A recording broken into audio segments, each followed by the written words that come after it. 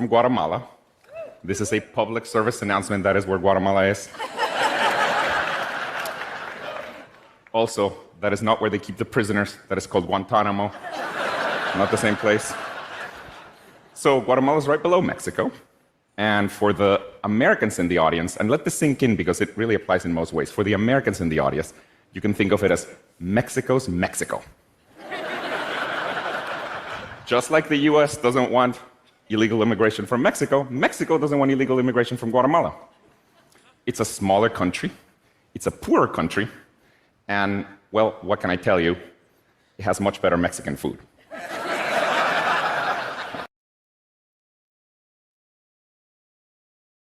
Jadi, saya dari Guatemala. Ini adalah pengumuman public series yang merupakan tempat mereka menahan para tahanan. Itu disebut Guantanamo. Bukan tempat yang sama, jadi di sebelah kanan Guatemala, beloa Meksiko, dan bagi penonton Amerika, biarkan hal-hal ini meresap karena ini benar-benar berlaku di sebagian besar negara. Bagi penonton Amerika, Anda dapat menganggapnya sebagai Meksiko. Meksiko, sama seperti kami tidak menginginkannya imigrasi ilegal dari Meksiko. Meksiko tidak menginginkan imigrasi ilegal dari Guatemala karena negaranya lebih kecil. Ini negara miskin dan apa yang bisa aku beritahukan padamu, ini adalah makanan Meksiko yang jauh lebih baik.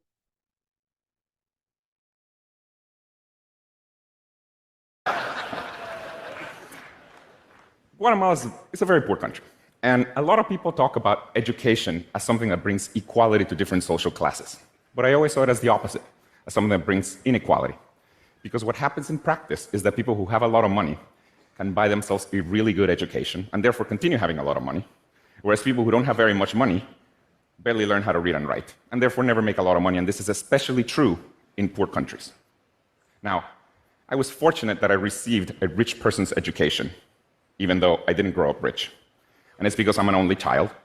And my mother, who was a single mother, spent all of her resources on my education. And this allowed me to come to college to the US and eventually get a PhD in computer science. Now, because of all of this, about 10 years ago, I decided I wanted to do something that would give equal access to education to everyone. Oh, by the way, this is what I want to talk to you about today, giving equal access to education to everyone.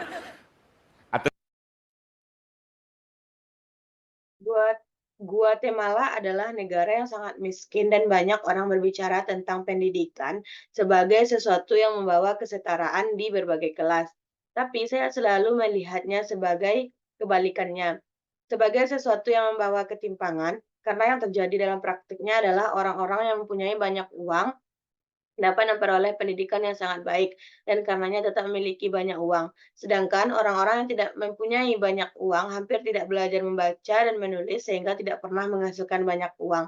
Dan hal ini juga berlaku di negara-negara miskin. Sekarang aku beruntung mendapat pendidikan dari orang kaya, meskipun saya tidak tumbuh kaya dan itu karena saya anak tunggal dan ibu saya seorang ibu tunggal menghabiskan semua sumber dayanya untuk pendidikan saya. Dan ini memungkinkan saya untuk kuliah di Amerika Serikat dan akhirnya mendapat gelar PhD di bidang ilmu komputer. Sekarang karena semua ini sekitar 10 tahun yang lalu, saya memutuskan ingin melakukan sesuatu yang akan memberikan akses pendidikan yang setara kepada semua orang. Oh, ngomong-ngomong, inilah yang ingin saya bicarakan dengan Anda hari ini. Memberikan akses pendidikan yang setara kepada semua orang. At the time, I was a professor of computer science at Carnegie Mellon University, and I decided to work on this with my PhD student, Severin. The way my brain works, all of education is just too general of a problem. So I decided, let's start by teaching one thing. And then I started thinking, okay, well, what should we teach first? Should we teach math? I mean, we both loved math. Me and my co-founder, we both love math. And, we didn't decide to do math. Then we started thinking, well, maybe we should teach computer science. But eventually, and this is maybe surprising to people in North America, eventually we decided that the best subject to start with was teaching foreign languages. And let me tell you why. There's a number of reasons. One of them. Pada saat itu, saya adalah seorang profesor ilmu komputer di Universitas Carnegie Mellon Australia, dan saya memutuskan untuk mengerjakan ini semua bersama doktoral saya. Begitulah cara otakmu bekerja, semua pendidikan adalah masalah yang terlalu umum. Jadi saya memutuskan mari kita mulai dengan mengajarkan satu hal. Lalu aku mulai berpikir, oke, apa yang harus kita ajarkan dulu? Haruskah kita mengajar matematika? Dan saya salah satu pendiri dan kami sama-sama menyukai matematika. Dan Anda tahu kami tidak memutuskan untuk mengerjakan matematika. Lalu kami mulai berpikir mungkin sebaiknya kami mengajarkan ilmu komputer. Tapi akhirnya, dan ini mungkin mengejutkan orang-orang di Amerika Utara, kami memutuskan bahwa mata pelajaran terbaik untuk memulai adalah mengajar bahasa asing. One of them is that there's a huge audience for it. There's about 2 billion people in the world learning a foreign language, both in school and outside of schools. Most of these people, by the way, are learning English. About 80% of them are learning English. In this weird map right here, all the countries in green are countries in which people are predominantly learning English. And the reason for that is because English can truly transform your life. In most countries in the world, knowledge of English can significantly increase your income potential. So this is another reason why we decided to start with foreign languages, and it's because you can directly make more money if you learn another language, in particular English. And see, this is pretty different than many other subjects. For example, take math. In the case of math, just knowledge of math does not increase your income potential, because usually you have to learn math to then learn physics, to then become a civil engineer, like that's how you make more money. Whereas with languages, if you were a waiter and you learn English, now you can be a waiter at a hotel and make more money. So we decided, well, let's get started by teaching languages. Now, Dan izinkan saya memberitahu Anda mengapa ada beberapa alasan, di antaranya adalah karena banyaknya penonton yang menontonnya. Ada sekitar 2 miliar orang di dunia yang mempelajari bahasa asing, baik di sekolah maupun di luar sekolah. Sebagian besar dari orang-orang ini sedang belajar bahasa Inggris. Sekitar 80% dari mereka sedang belajar bahasa asing. Dalam peta di sini, semua negara di mana mayoritas penduduknya belajar bahasa asing, dan alasannya adalah karena bahasa asing benar-benar dapat mengubah hidup mereka. Di sebagian besar negara di dunia, pengetahuan bahasa asing dapat meningkatkan potensi penghasilan Anda secara signifikan. Jadi inilah alasan lain mengapa kami memutuskan untuk memulai dengan bahasa asing. Dan karena Anda bisa langsung menghasilkan lebih banyak uang jika Anda belajar bahasa, khususnya bahasa Inggris. Dan lihat, ini sangat berbeda dari banyak mata pelajaran lainnya. Misalnya mengambil matematika, dalam hal matematika, hanya sekolah pengetahuan matematika tidak meningkatkan potensi penghasilan Anda, karena biasanya Anda harus belajar matematika untuk kemudian belajar fisika, untuk kemudian menjadi insinyur sipil yang menunjukkan bahwa Anda menghasilkan lebih banyak uang. Sedangkan dengan bahasa, jika Anda menunggu dan belajar bahasa asing, sekarang Anda bisa menunggu di hotel dan menghasilkan lebih banyak uang. Jadi kami putuskan, baiklah, mari kita mulai mengajar bahasa. now, we also convinced ourselves that the only way to really reach a lot of people was by using a mobile phone, or a smartphone in particular. See, building schools all over the world is simply too expensive. On the other hand, most of the world's population already has access to a smartphone, and the trend is that that fraction is only going to increase. So we decided at the time that we would make a way to learn foreign languages on a mobile phone that was accessible to everyone. And then we called it Duolingo. Thank you. Now, in order to truly be accessible to everyone, rich and poor, Duolingo uses a freemium model to support itself. What that means is that you can learn as much as you want without ever having to pay. But if you don't pay, you may have to see an ad at the end of a lesson. Now, if you don't like ads, you can also pay to subscribe to turn off the ads. And it turns out that the vast majority of the revenue for Duolingo comes from people who pay to subscribe to turn off the ads.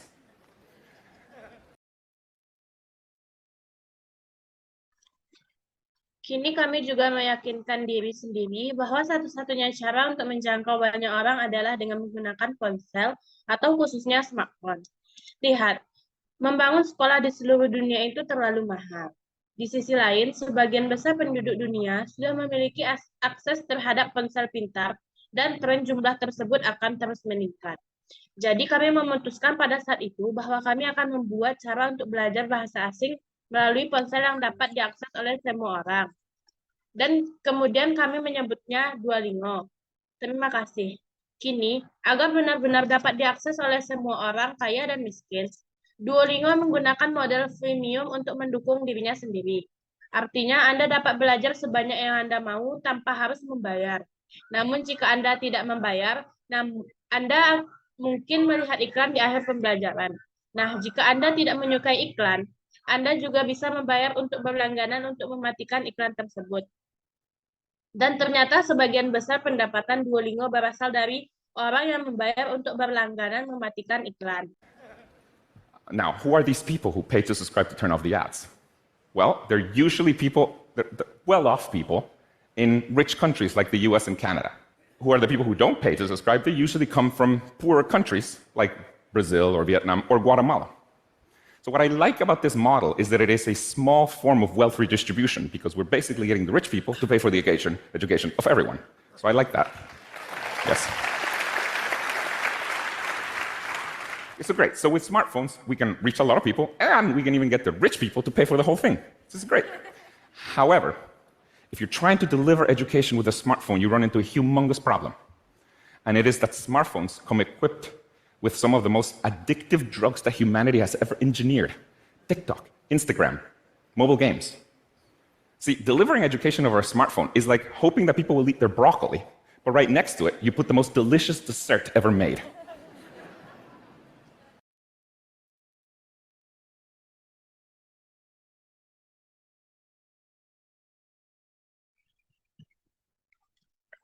Sekarang, siapakah orang-orang yang membayar untuk berlangganan untuk mematikan iklan? Ya, mereka biasanya adalah orang-orang kaya di negara kaya seperti Amerika dan Kanada. Siapa orang yang tidak membayar untuk berlangganan? Mereka biasanya berasal dari negara-negara miskin seperti Brazil, Vietnam, atau Guatemala. Jadi yang saya suka dari model ini adalah bahwa ini merupakan bentuk kecil dari redistribusi kekayaan, karena pada dasarnya kita membuat orang-orang kaya membiayai pendidikan semua orang. Jadi saya suka itu. Jadi dengan ponsel pintar, kita bisa menjangkau banyak orang atau bahkan bisa membuat orang-orang kaya membayar semuanya. Dan itu bagus sekali. Namun jika Anda mencoba menyampaikan pendidikan dengan ponsel cerdas, Anda akan menemui masalah besar. Dan ponsel pintar dilengkapi dengan obat-obatan paling adiktif yang pernah direkayasa umat manusia, seperti TikTok, Instagram, dan game seluler. Begini memberikan edukasi melalui ponsel pintar, itu seperti berharap orang-orang akan memakan brokolinya. Namun tepat di sebelahnya, Anda menaruh makanan penutup terlezat yang pernah dibuat.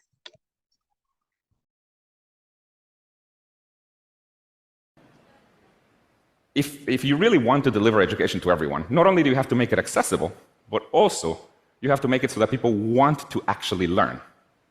And with Duolingo, we've been able to do this. And at the highest level, the way we've done this is by making the broccoli taste like dessert. I'll say it another way. What we've done is that we've used the same psychological techniques that apps like Instagram, TikTok, or mobile games use to keep people engaged, but in this case, we use them to keep people engaged, but with education. Let me give you some examples of these techniques. One of the most powerful ones is the notion of a streak. What a streak is just a counter that measures the number of days that you've used the product consecutively. You just take that number, you put it very prominently in your product, and then people come back every day. And the reason people come back every day is because, well, if they don't come back, that number resets to 0, and people don't want to lose their streak. It works. Now, on the one side, streaks have been criticized for example, getting teens addicted to Snapchat. But in the case of an educational app, streaks get people to come back to study every day. Now, to give you an idea of the power of streaks, in the case of Duolingo, we have over 3 million daily active users that have a streak longer than 365.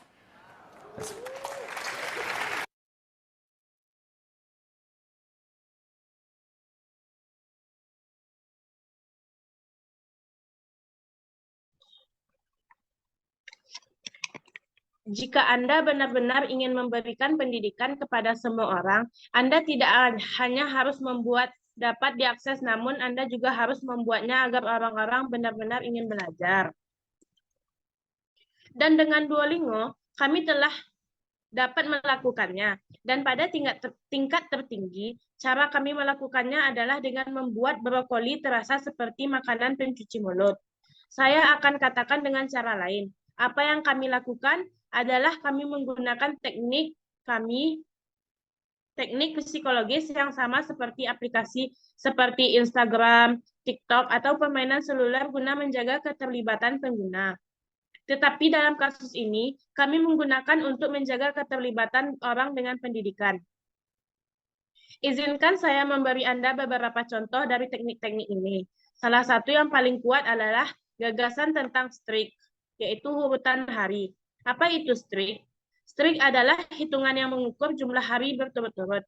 Anda menggunakan produk tersebut. Anda hanya mengambil angka tersebut, letakkan dengan sangat menonjol dalam produk Anda. Dan kemudian orang-orang akan kembali setiap hari. Dan alasan orang kembali setiap hari adalah karena jika mereka tidak kembali, angka itu akan kembali ke nol. Dan orang tidak ingin kehilangan streak mereka. Itu berhasil. Sekarang, di satu sisi, streak telah dikritik misalnya karena membuat remaja kecanduan Snapchat. Tetapi dalam kasus aplikasi pendidikan, streak membuat orang kembali untuk belajar setiap hari. Untuk memberi Anda gambaran tentang kekuatan streak, dalam kasus Duolingo, kami memiliki lebih dari 3 juta pengguna aktif harian yang memiliki streak lebih dari 365.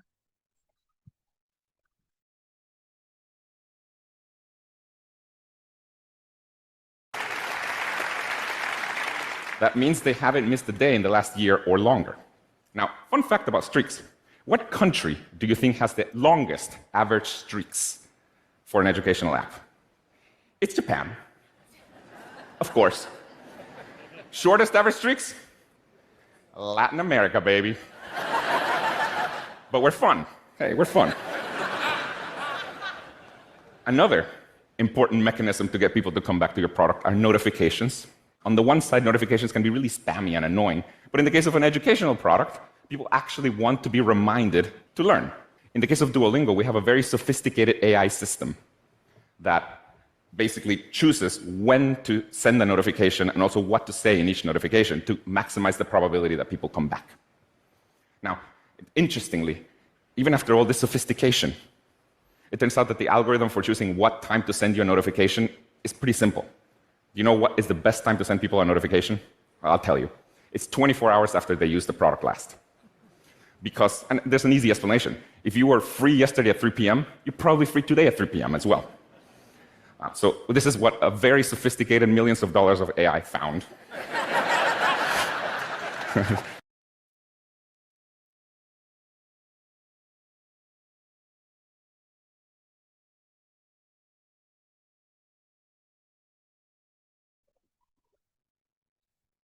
Ini berarti mereka tidak melewatkan 1 hari pun dalam setahun terakhir atau lebih.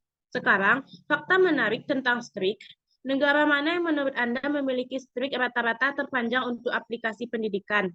Yaitu Jepang. Tentu saja, streak terpendek, yaitu Amerika Latin, kawan.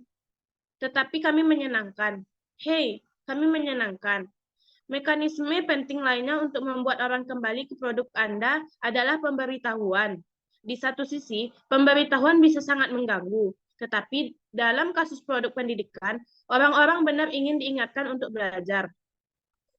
Dalam kasus Duolingo, kami memiliki sistem kecerdasan buatan yang sangat canggih, yang pada dasarnya memilih kapan mengirim pemberitahuan dan juga apa yang harus dikatakan dalam setiap pemberitahuan untuk memaksimalkan kemungkinan orang kembali. Sekarang, menariknya, meskipun semua kecanggihan ini ternyata bahwa algoritma untuk memilih waktu mengirimkan pemberitahuan cukup sederhana. Tahukah Anda kapan waktu terbaik mengirimkan pemberitahuan kepada seseorang? Saya akan memberitahu Anda. Ini adalah 24 jam setelah mereka terakhir menggunakan produk. Ada penjelasan mudahnya. Jika Anda memiliki waktu luang kemarin pukul 3 sore, kemungkinan Anda juga memiliki waktu luang hari ini pukul 3 sore. Jadi ini adalah apa yang ditemukan oleh kecerdasan buatan dengan nilai jutaan dolar.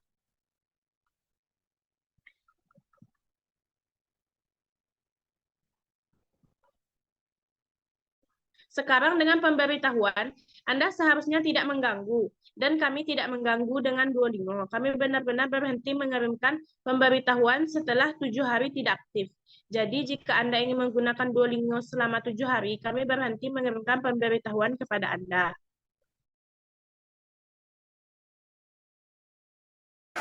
It's funny. Now, with notifications, you shouldn't be spamming. And we're not spamming. With Duolingo, we actually stop sending notifications after 7 days of inactivity. So if you don't use Duolingo for 7 days, we stop sending you notifications. Now, at some point, it occurred to us, if we're stopping to send people notifications, we should let them know. So we started sending this notification to people saying, hey, these reminders don't seem to be working. We'll stop sending them for now. You know what people do when they get this notification? They come back. Passive aggressive. Works for my mother, works for Duolingo.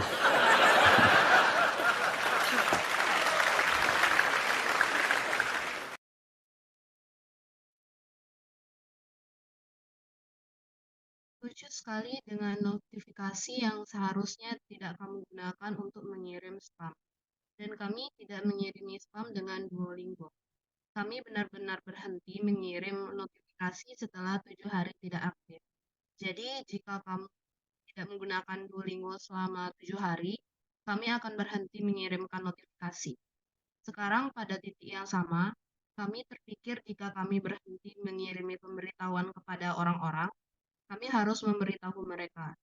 Jadi kami mulai mengirimi pemberitahuan ini kepada orang-orang yang mengatakan, hey, ini pengingat seperti tidak berfungsi. Kami akan berhenti mengirimnya mulai sekarang. Anda tahu apa yang orang lakukan ketika mereka mendapatkan notifikasi ini? Mereka kembali, pasif-agresif, bekerja untuk ibu saya, bekerja untuk Duolingo.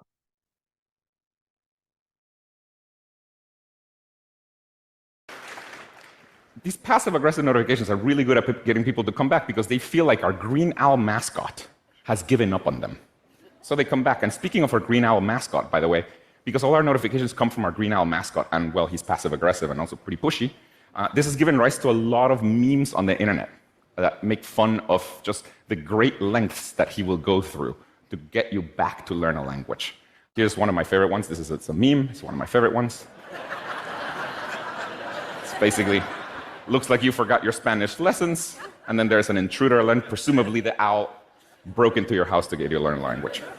Now, Duolingo has entered the zeitgeist, and there's thousands of memes, there's SNL skits about it, and it's because we've managed to get people to want to learn a language by using the same techniques that mobile games and social media use to get people engaged.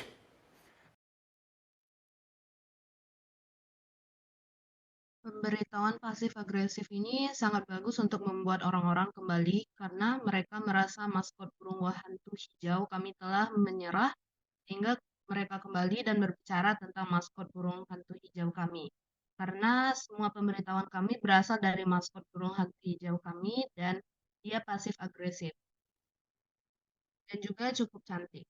Hal ini telah memunculkan banyak meme di internet dan mengolok usaha keras yang akan dia lakukan untuk membuat Anda kembali belajar bahasa. Ini salah satu yang menjadi favorit saya. Ini adalah meme yang merupakan salah satu meme favorit saya. Pada dasarnya terlihat seperti Anda lupa pelajaran bahasa Spanyol, Anda, dan kemudian ada peringatan penyusup yang mungkin burung hantu masuk ke rumah Anda untuk membuat Anda belajar bahasa. Sekarang Duolingo telah memasuki dunia maya dan ada ribuan meme. Ada sketsa NSL tentang hal itu dan karena itu kami telah berhasil membuat orang belajar bahasa dengan menggunakan teknik yang sama, yaitu dengan gunakannya game mobile dan media sosial untuk membuat orang terlibat.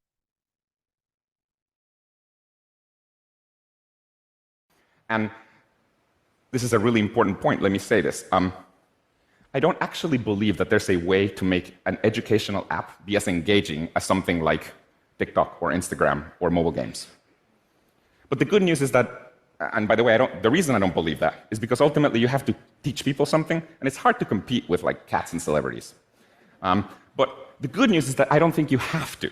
See, here's the thing. When you're learning something, you get meaning out of it. Whereas when you're scrolling for 2 hours on Instagram, a lot of times afterwards, you feel like you just wasted your time. So I think it's actually okay if your educational product is only 80 or 90% as engaging as something like TikTok, because the other 10 or 20% will be provided by people's internal motivation, though of course, not much more than that. This is really a key point. If you want to get people to do something meaningful, you can use the same techniques that apps like social media use to get people to do it. And even if you're not as engaging as those apps are, you can still get hundreds of millions of people to use your product. Dan ini adalah poin yang sangat penting. Izinkan saya mengatakan ini. Saya tidak benar-benar percaya bahwa ada cara untuk membuat aplikasi edukasi semenarik TikTok ataupun Instagram ataupun juga mobile game. Tetapi kabar baiknya adalah bahwa, dan omong-omong saya tidak alasan dan saya juga tidak percaya karena pada akhirnya saya harus mengajari orang sesuatu dan sulit untuk bersaing dengan seperti kucing dan juga selebriti. Tapi kabar baiknya adalah saya tidak berpikir Anda harus melakukannya. Sedangkan ketika Anda menggulir selama 2 jam di Instagram, seringkali setelah itu Anda merasa seperti membuang-buang waktu. Jadi menurut saya tidak masalah jika produk edukasi Anda hanya 80 ataupun 90%, semenarik sesuatu seperti TikTok karena 10 atau 20% lainnya akan disediakan oleh motivasi internal orang-orang, meskipun tentu saja tidak lebih dari itu. Ini benar-benar poin kunci jika kita ingin membuat orang melakukan sesuatu yang bermakna. Anda dapat menggunakan teknik yang sama dengan menggunakan aplikasi seperti media sosial untuk membuat orang melakukannya. Dan bahkan jika Anda tidak menarik aplikasi itu, Anda masih bisa membuat ratusan juta orang menggunakan produk Anda. In the case of Duolingo, for example, there are more people learning languages on Duolingo in the United States than there are people learning languages across all US high schools combined. And this is true in most countries in the world. My hope is that, well, I know we can do this, but my hope is that as humanity, we can do what Duolingo has done for learning languages, but for all other subjects, where we can get people to learn math with mobile phones, like millions of people to learn math with mobile phones, or physics, or whatever. I hope for a future in which screen time is not a bad thing, in which we can deliver high-quality education to everyone, rich or poor, using a mobile phone. But the single most important thing that I can end this talk with is a reminder to please, pretty please, I beg you, do your language lessons today. Thank you very much.